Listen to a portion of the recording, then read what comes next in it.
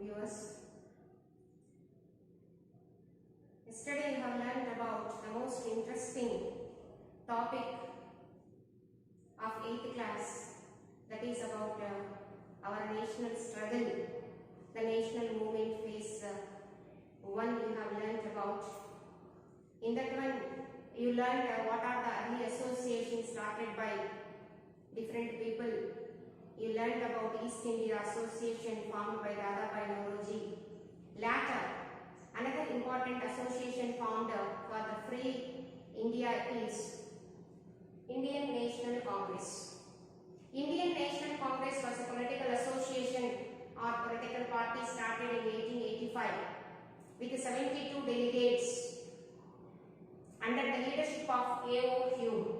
A.O. Hume was a British officer.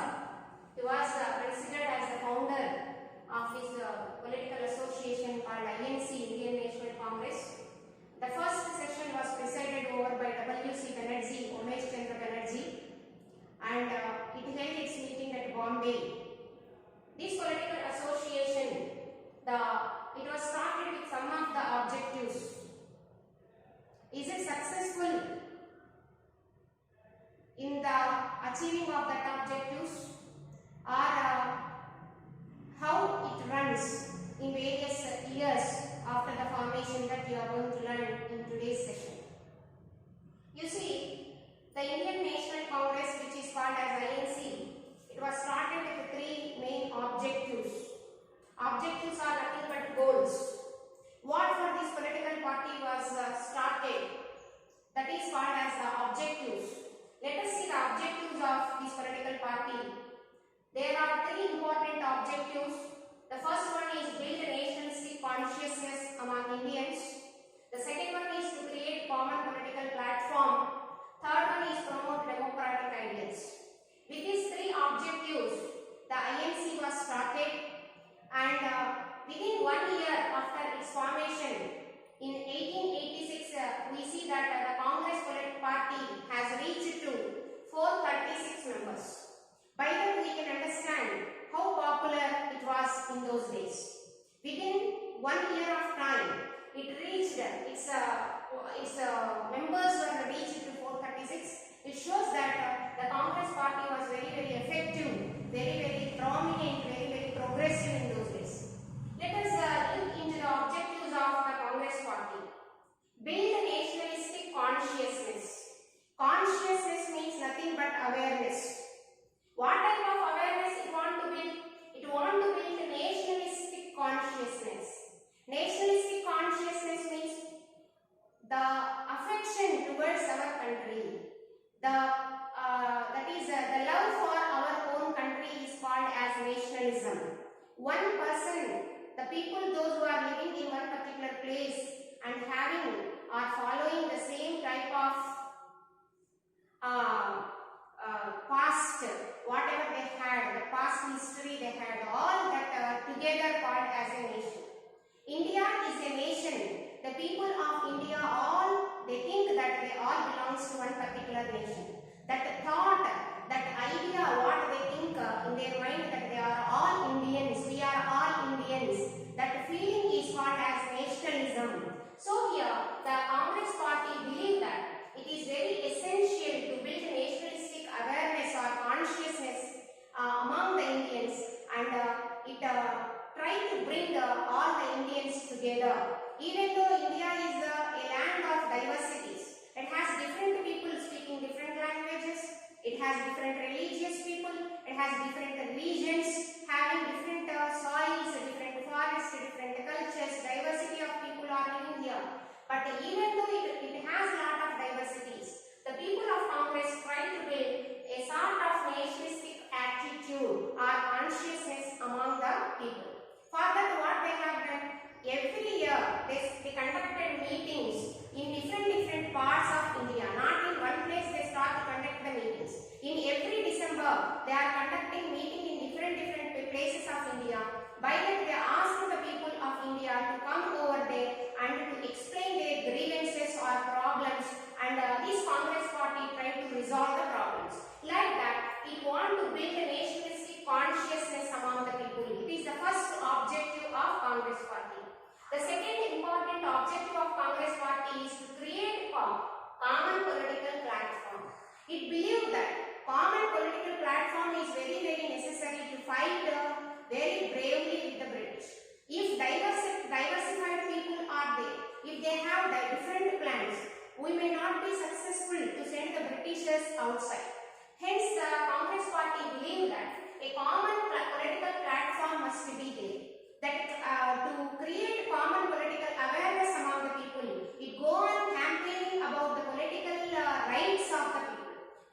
not know about their rights. Political rights are nothing but right to vote, right to contest in the elections.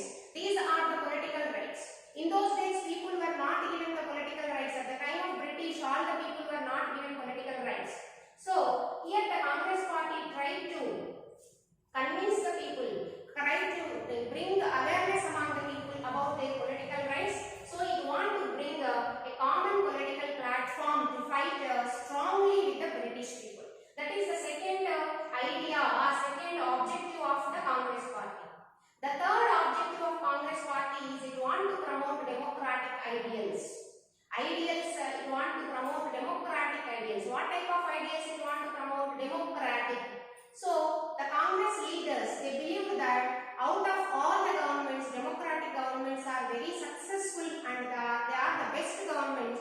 So, they want to have democratic government in India when India got independence. For that, they want to convince the people with democratic ideals or democratic rules.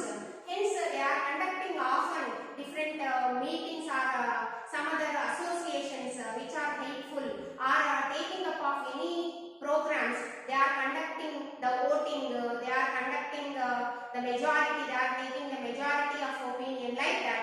The basic democratic ideals they are promoting. So, in this way, the Congress worked with three important objectives and it want to fight very strongly with the British with these objectives. How far it's successful, let us see now. The first 20 years of Congress is called as Moderates period. Moderates phase or Moderates period is from 1885 to 1905.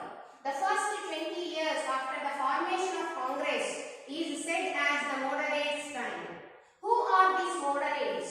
Moderates are the people, those who are very plain in their nature. They are not rude. They are not violent. They are going according to the plain ideas. Such people are called as moderates. Moderates are the people, they never be violent, they are never rude, they are very plain in their heart, they are always going according to the rules and regulations. Such people are called moderates. So we see that the first 20 years of the Congress period is said as moderates time. Many of the leaders, those who are there in those days like Dadabhai Naoroji, R.C. Dutt, Ranade, K.C. Telang, Subramaniam, all these people, they are the important moderates at the time. These people, they are very, very plain in their heart. They are not cruel, they are not rude, they are not violent, they are not going against the British. But of course, they are going against the British, but their policy is completely different. As I said, they are very plain in their heart and they are not rude. Hence, they took up a policy. The policy is called as pray, petition and protest. So, we can say the moderates, important moderates are Naoroji, R.C. Dutt, Ranade, K.C. Telang, Subramanya Iyer, Surendranath Banerjee. All these are some of the important moderates at that time. As they are very plain, they are very, very convincing with the people. Hence, their policy is called as pray, petition and protest. What is that word pray, petition and protest? Let us see now. If anything they want to ask the British, immediately they are asking, they are convincingly asking, they are praying. Praying means not doing puja and all. They are just convincingly asking the British government about their grievances or problems. That is what called pray. Then if the British was not listening their voice, in the second stage what they are doing? They are writing petitions. They are writing their problems, their grievances on a paper and giving to the highest authority. That is what called petition writing. So in the second thing what they are doing after prayer is petition. Still the British was not convinced. As the British appeared still, what they are doing? The third thing what they are doing is protest. They are protesting. Protesting means they are showing their dissatisfaction, disagreements. How they are showing disagreements? They are showing their disagreements They are conducting meetings and giving lectures about their dissatisfaction about the British government. And they are also writing in the newspapers about their opinion, what they asked the British and how the British was responding. That thing they are writing simply in the newspapers. They are conducting meetings and they are convincing the people about the ideas through the meetings. And they are conducting sometimes the rallies. And the rallies are also conducting very peacefully. In these means, through simply the meetings, through simply the lectures, through simply writing petitions, through simply conducting meetings, all that one very simple and plain way, the moderates tried to convince the British and ask her to solve the problems of India. But the British do not listen. Particularly, these moderates, what they have demanded the British about. Let us see the demands of the moderates. The British was in those days, many Indians were not appointed in the administration. Particularly in the highest positions were all given, in administration the highest positions were given to the Europeans and Britishers only. Hence, the first demand of the moderates is greater voice of Indians in administration. When Indians were given highest post in administration, they will have their voice over the British. That is the idea. Hence, the first demand of these moderates are the greater voice for Indians in administration. They asked that highest post will be given to Indians. And the second thing what they have asked in those days, the civil service examination, ICS examination was conducted in London. Instead of that, many people are unable, particularly Indians are unable to go to London and they are not permitted to write the test.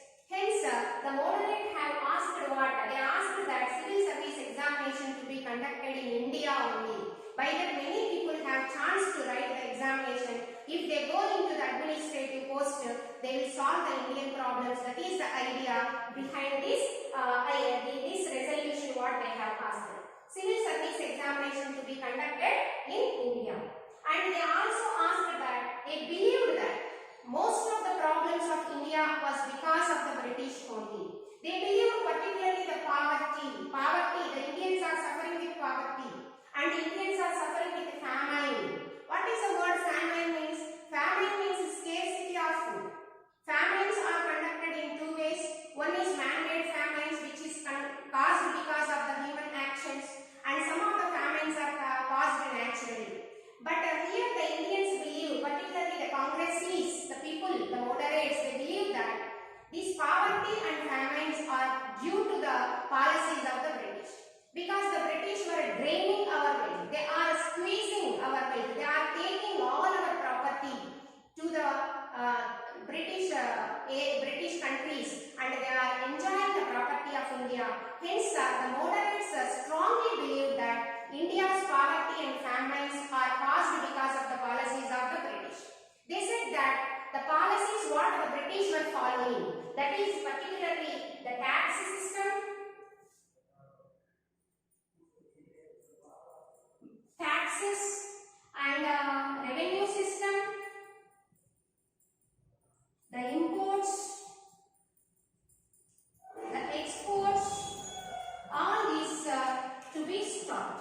So the tax policies or the revenue system, the imports, the exports, all these are very biased by the British and they are only favorable to the British and the Europeans. Hence the Indians are suffering because of all this.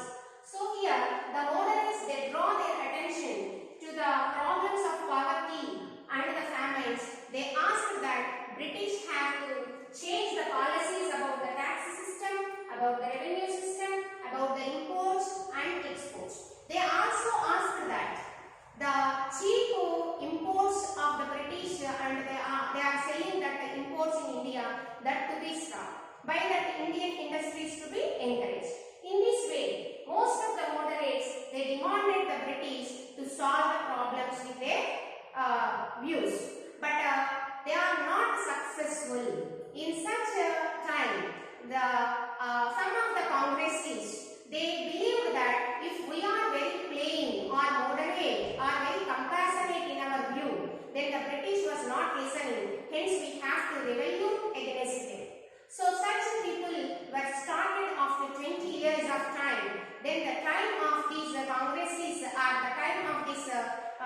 people of Congress after 20 years, first 20 years, that is from 1905 to 1919. This phase, this time is called as moderates, after moderates, extremist phase we can say. Who are extremists? How is their policy? That you are going to learn in the next video. Before going to the next video, you just look into here Dadabhai Naorozi, who started the East Indian Association in London for the first time in India, a political association. He has written a book called Poverty and British Rule in India. This is the book Poverty and British Rule in India is a book written by Dadabhai Naorozi. In this book, Dadabhai Naorozi said the British was draining all the wealth of Indians. Indians' wealth in the form of taxes, in the form of exports, in the form of revenue system.